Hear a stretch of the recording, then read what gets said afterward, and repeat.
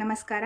ನೋಡಿ, ಇವತ್ತು ನಾನು ದೋಸೆ, ಚಪಾತಿ ಮತ್ತು ಅನ್ನದೊಟ್ಟಿಗೆ ತುಂಬಾ ರುಚಿಯಾಗಿರುವಂತಹ ಹೊಸ ರುಚಿಯನ್ನು ಕೊಡುವಂತಹ ಉದುರಾಗಿರುವಂಥ ಒಂದು ಸೊಪ್ಪಿನ ಪಲ್ಯದೊಂದಿಗೆ ಬಂದಿದ್ದೀನಿ. ತುಂಬ ರುಚಿಯಾಗಿರುವಂಥ ಪಲ್ಯ ಇದು. ಹೇಗೆ ಮಾಡೋದು ಅಂತ ನೋಡೋದಕ್ಕಿಂತ ಮುಂಚೆ ಇದೇ ಮೊದಲನೇ ಬಾರಿ ನನ್ನ ಚಾನಲ್ನ ವೀಕ್ಷಕರಾಗಿದ್ದರೆ ಇವಾಗೇ ನನ್ನ ಚಾನಲ್ನ ಸಬ್ಸ್ಕ್ರೈಬ್ ಮಾಡ್ಕೊಳ್ಳಿ, ಹಾಗೂ ಪಕ್ಕದಲ್ಲೇ ಇರೋ ಬೆಲ್ ಬಟನ್ನ ಕ್ಲಿಕ್ ಮಾಡಿ ಆಲ್ ಅಂತ ಆಪ್ಷನ್ ಚೂಸ್ ಮಾಡಿದರೆ ನನ್ನ ಎಲ್ಲ ವಿಡಿಯೋದ ನೋಟಿಫಿಕೇಷನ್ ನಿಮ್ಮನ್ನು ತಲುಪತ್ತೆ, ಹಾಗೂ ಎಲ್ಲರಿಗಿಂತ ಮುಂಚಿತವಾಗಿ ವಿಡಿಯೋ ನೋಡೋದಕ್ಕೆ ಆಗತ್ತೆ. ಮತ್ತು ರೈಟ್ ಸೈಡ್ ಕಾರ್ನರಲ್ಲಿ ನನ್ನ ಚಾನಲ್ನ ಲೋಗೋ ಇದೆ ನೋಡಿ, ಅಲ್ಲೂ ಸಹ ಕ್ಲಿಕ್ ಮಾಡಿದರೆ ನನ್ನ ಚಾನಲ್ನ ನೀವು ಸಬ್ಸ್ಕ್ರೈಬ್ ಮಾಡ್ಕೋಬೋದು. ಅಲ್ಲಿ ಸಬ್ಸ್ಕ್ರೈಬ್ ಬಟನ್ ಬರುತ್ತೆ. ಇವತ್ತು ಆರೋಗ್ಯಕ್ಕೆ ತುಂಬಾ ಉಪಯೋಗವಾಗುವಂತಹ ಒಂದು ಉದುರಾಗಿರುವಂತಹ ಈ ಸೊಪ್ಪಿನ ಪಲ್ಯವನ್ನು ನಾವು ಹೇಗೆ ಮಾಡೋದು ಅಂತ ಕಲಿಯೋಣವಾ? ತುಂಬ ರುಚಿಯಾದಂತಹ ಪಲ್ಯ ಇದು. ಅದರಲ್ಲೂ ನಾನಿಲ್ಲಿ ಮೊಳಕೆ ಕಾಳು ಹಾಕಿದ್ದೀನಿ ಈ ಸೊಪ್ಪಿನ ಜೊತೆ. ಈ ಸೊಪ್ಪು ಯಾವುದು ಅಂತಲೂ ಸಹ ನಿಮಗೆ ಕುತೂಹಲ ಇರುತ್ತೆ ಅಲ್ವಾ? ಮುಂದೆ ವಿಡಿಯೋನ ನೋಡ್ತಾ ಹೋಗಿ. ಈಗ ರುಚಿಯಾದ ಈ ಸೊಪ್ಪಿನ ಉದುರು ಪಲ್ಯವನ್ನು ಹೇಗೆ ಮಾಡೋದು ಅಂತ ನೋಡೋಣ. ಈಗ ಒಂದು ಪ್ಯಾನ್ನ ಬಿಸಿಗಿಟ್ಟಿದ್ದೀನಿ. ಇದಕ್ಕೆ 2 ಚಮಚ ಕೊಬ್ಬರಿ ಎಣ್ಣೆ ಹಾಕ್ತಾಯಿದ್ದೀನಿ. ನೀವು ಯಾವ ಎಣ್ಣೆನ ಉಪಯೋಗಿಸ್ತೀರಾ ಅಂತ ನೋಡಿಕೊಂಡು ಹಾಕ್ಕೋಬೋದು. ನಂತರ ಇದಕ್ಕೆ ಒಂದು ಅರ್ಧ ಚಮಚ ಉದ್ದಿನಬೇಳೆ, ಒಂದು 1/4 ಚಮಚ ಸಾಸಿವೆ ಹಾಕ್ತಾಯಿದ್ದೀನಿ, ಮತ್ತು ಒಂದು 8-10 ಕಾಳು ಓಂ ಕಾಳನ್ನು ಹಾಕ್ತಾಯಿದ್ದೀನಿ. ಅಂದರೆ ಅದು ಘಮಕ್ಕೆ ಮಾತ್ರ, ಜಾಸ್ತಿ ಹಾಕ್ಕೊಳ್ಳೋ ಅಗತ್ಯ ಇಲ್ಲ.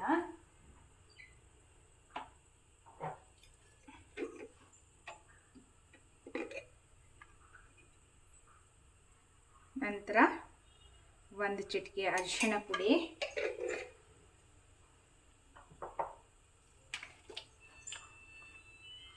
ಹಿಂಗೆ ಹಾಕ್ತಾ ಇದ್ದೀನಿ.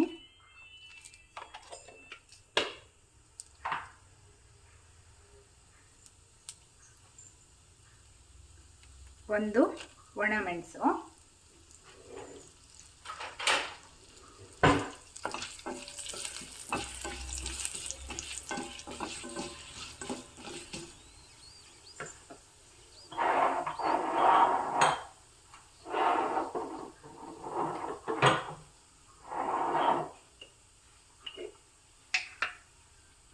ಒಗ್ಗರಣೆ ಆಗ್ತಾ ಇದೆ. ಈಗ ನಾನಿಲ್ಲಿ ಖಾರಕ್ಕೆ ಅಂತ ಇಲ್ಲಿ ಸೂಜಿ ಮೆಣಸಿನ ಪೌಡರ್ನ ಹಾಕ್ತಾ ಇದ್ದೀನಿ.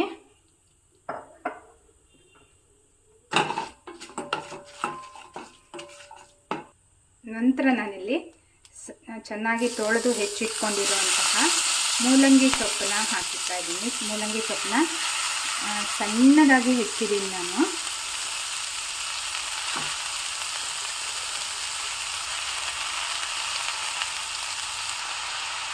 ಈಗ ಚೆನ್ನಾಗಿ ಮಿಕ್ಸ್ ಮಾಡ್ಕೋಬೇಕು.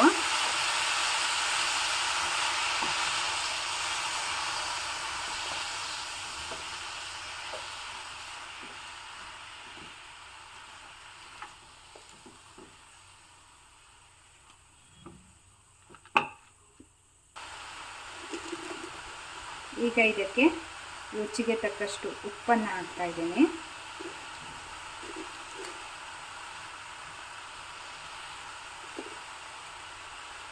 ಸ್ವಲ್ಪ ಬೆಲ್ಲ,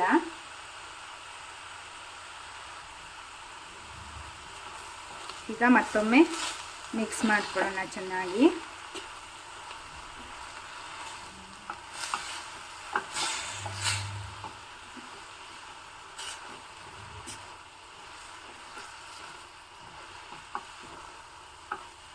ನೋಡಿ, ಸ್ವಲ್ಪ ನೀರು ಒಡೆದಿದೆ. ಈ ಟೈಮಲ್ಲಿ ನಾನು 1 ಮುಷ್ಟಿ ಆಗುವಷ್ಟು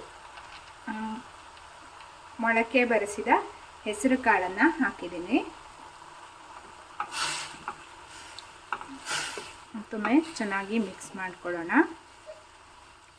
ಈ ಮೊಳಕೆ ಕಾಳು ಎಲ್ಲ ಈ ನೀರೇನು ಹೊಡೆದಿರತ್ತಲ್ಲ ಅದಿಷ್ಟರಲ್ಲೇ ಬೇಯಬೇಕು.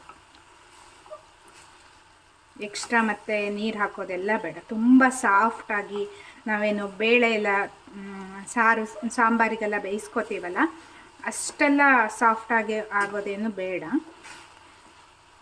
ಒಂದು ಹದದಲ್ಲಿ ಸ್ವಲ್ಪ ಬೆಂದಿದೆ ಅಂತ ಆದರೆ ಸಾಕಾಗತ್ತೆ. ಮತ್ತೊಂದು ಅಂತಂದರೆ ಈ ನಾನಿಲ್ಲಿ ಮೊಳಕೆ ಕಾಳುಗಳನ್ನು ಹಾಕಿದ್ದೀನಲ್ಲ ಅದರ ಬದಲು ನೀವು ಸ್ವಲ್ಪ ಅಂದರೆ ಒಂದು ಅರ್ಧ ಕಪ್ಪಾಗುವಷ್ಟು ಹೆಸರು ಬೇಳೆನ ಚೆನ್ನಾಗಿ ಹುರಿದ್ಬಿಟ್ಟು ಈ ಮೊಳಕೆ ಕಾಳನ್ನು ಸೇರಿಸಿದ್ನಲ್ಲ ಆ ಟೈಮಲ್ಲೂ ಸಹ ಸೇರಿಸ್ಕೋಬೋದು. ನೋಡಿ, ನಾನು ಸ್ಟವ್ನ ಸಿಮ್ಮಲ್ಲಿ ಇಟ್ಬಿಟ್ಟು ಮುಚ್ಚಿ ಒಂದು 4-5 ನಿಮಿಷ ಬೇಯಿಸ್ಕೊತಾ ಇದ್ದೀನಿ.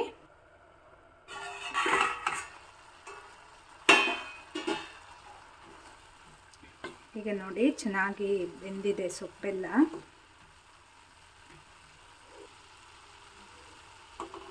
ಈಗ ನಾನು ಫೈನಲ್ಲಾಗಿ ಇದಕ್ಕೆ ಒಂದು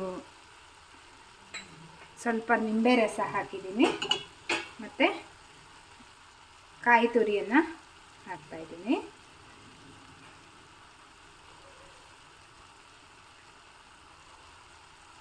ಈಗ ಸ್ಟವ್ನ ಆಫ್ ಮಾಡಿಬಿಟ್ಟಿದ್ದೀನಿ. ಚೆನ್ನಾಗಿ ಒಮ್ಮೆ ಮಿಕ್ಸ್ ಮಾಡ್ಕೋಬೇಕು.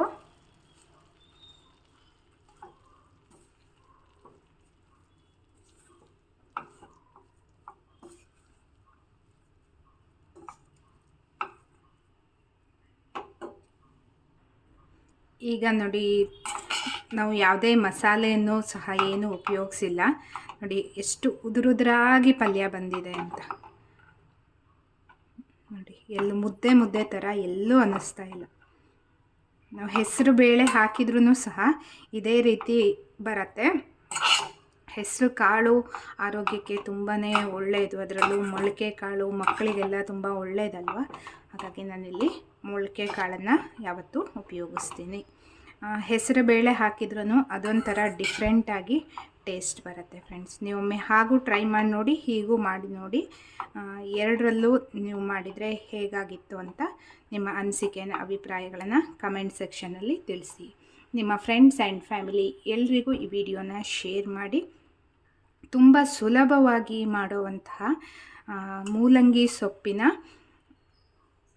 ಉದುರು ಆಗಿ ಬರುವಂತಹ ಪಲ್ಯ ಹೇಗೆ ಮಾಡ್ಬೋದು ಸಿಂಪಲ್ಲಾಗಿ ಅಂತ ನಿಮಗೆ ಇವತ್ತಿನ ವಿಡಿಯೋದಲ್ಲಿ ಗೊತ್ತಾಯಿತು ಅಂತ ಅಂದ್ಕೊಂಡಿದ್ದೀನಿ. ಮತ್ತೆ ಒಂದು ಹೊಸ ವಿಡಿಯೋದೊಂದಿಗೆ ಭೇಟಿಯಾಗೋಣ friends. Until then take care, bye. Thank you for watching friends.